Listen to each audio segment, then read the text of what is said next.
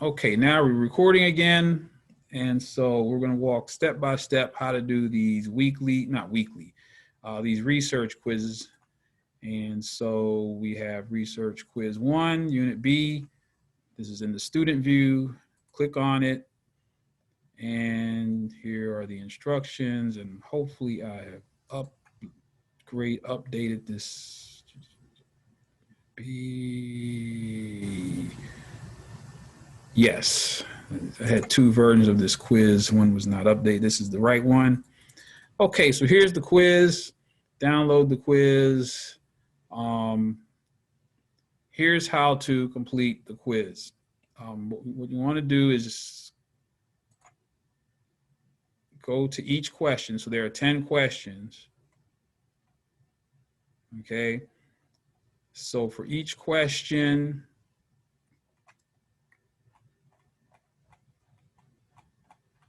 you pick the answer that you believe is correct. So here's question number 1. Which one of the statements below is true?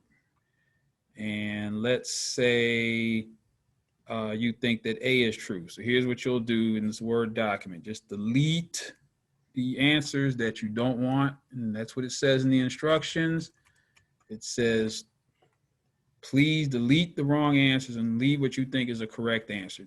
Do not try to highlight, don't do that, because what might happen is that highlight code might not translate when you upload this document to the Dropbox. And then I'll just get a quiz that I don't think you submitted any answers to, and I'll just give you a 0, and that'll be the end of it. So if we do this, if you get rid of the answers that you don't want and just leave the one that you want, then there's no doubt, there's no question about which answer that you thought was correct.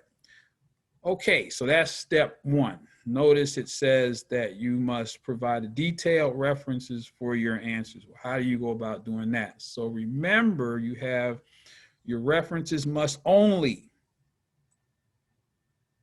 be from either the textbook or any of the sources listed at the reading assignment.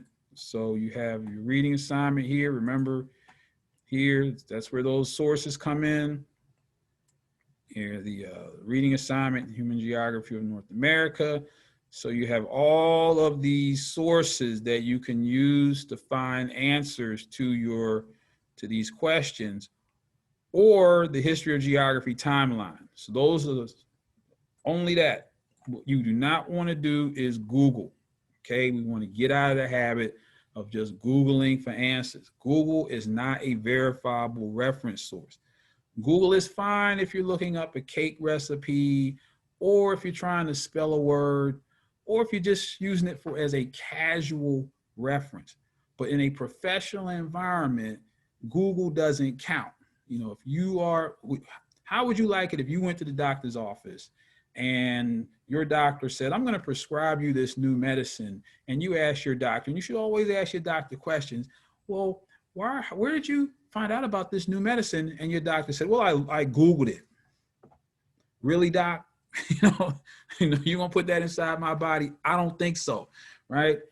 So in a professional environment, you can't just say I Googled it. That doesn't work. So you're gonna have to get used to accessing verifiable sources of information. In this case, I'm making it easy for you. You have 3 choices. Do not do this. Do not try to find an answer in one of these resources, get frustrated, and then write down here, I couldn't find the answer in any of your sources, Dr. Padgett, so I Googled it. You know what that's going to get you? That's going to get you a 0. If you get frustrated trying to find an answer with any of the sources, what do? Email me, call me, send me a smoke signal. You have a week to do this. If you start early, you can ask me, Dr. Padgett, I was trying to find thus and so. I can't find it anywhere. And I'll probably tell you, just keep looking, or I might give you a hint or 2. But just don't get frustrated and go to Google and then tell me you Googled it, because that'll get you 0, okay? Because I'm telling you not to Google, okay? So don't do that. So, but I guarantee you, the answers to these questions are somewhere in one of these three places. Okay, so now let's say you feel as if this answer to number one is true. During the Great Migration, jobs in the primary sector in the South were major pull factors.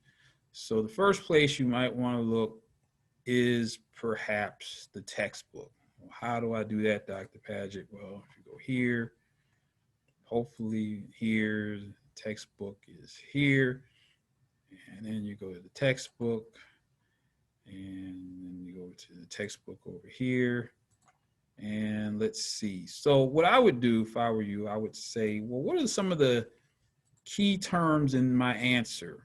Well, I learned something about the primary sector economy, and so I think that that was related to, so let's go to primary sector. So you type that into the search bar, hit return, and let's see what we get for primary sector. Primary sector.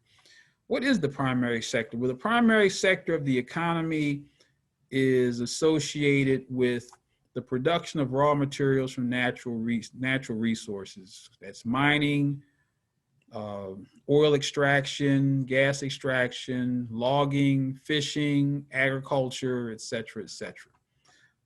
And so we can do this. So this is a direct quote from the textbook. And then you can, now watch what I'm going to do here. I'm going to paste that in there, but I'm not just going to leave it. I will say from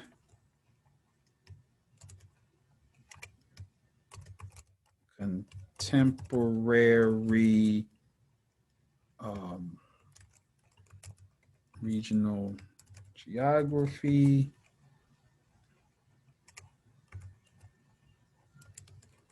by Bradshaw and others. That's what that means in Latin. So I'll know you lifted this quote from the textbook. And then you might say African American migrants were drawn, well, let's see, were pulled to the South by the many employment opportunities in the primary, in, let's say, agriculture. Well, let's say in farming, a primary sector activity. Okay. So this, now I'm telling you right now, this answer is not correct. I'm not going to give you a correct answer on the quiz, but this is how you would provide a reference. You know, you have your source here, and then maybe a quote from that source or some data from that source, and then an explanation for why that source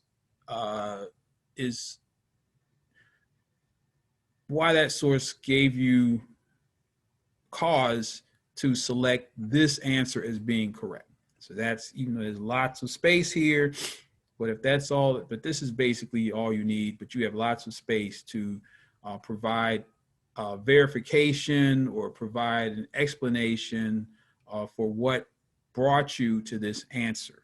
Okay, so you would do that for each one of these questions.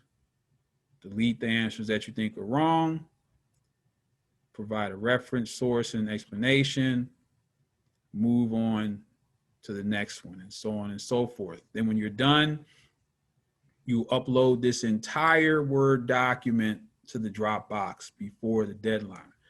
And then as usual, again, if you have any questions about this, please ask me, okay, before you turn this thing in. You have a week to do it. So I'm going to stop recording.